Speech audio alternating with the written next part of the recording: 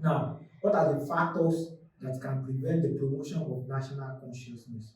One, tribalism. Tribalism is a situation where an individual prefers or favors his tribal kinsmen above other tribes in public dealings. Two, intolerance. This is the inability to exercise patience over an offense or argument when relating with other people in society. Three, selfishness.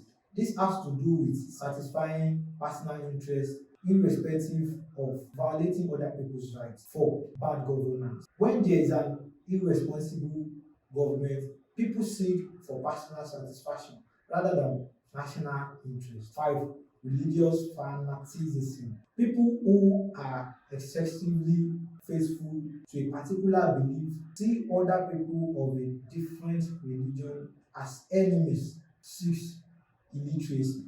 Those who are not informed can constitute a danger to national consciousness because they are ignorant of what is expected of them in the society.